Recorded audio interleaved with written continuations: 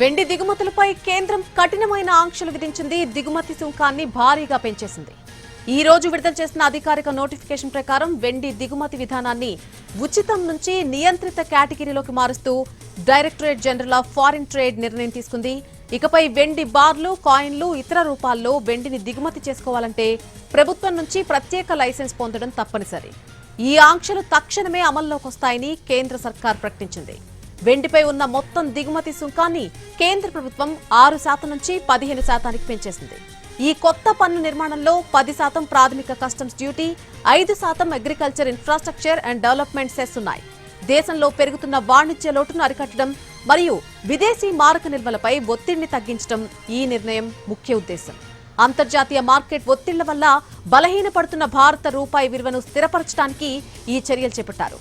హైదరాబాద్ లో కిలో వెండి ధర దాదాపు 15,000 వరకు తగ్గి 2,90,000 వద్ద కొనసాగుతోంది.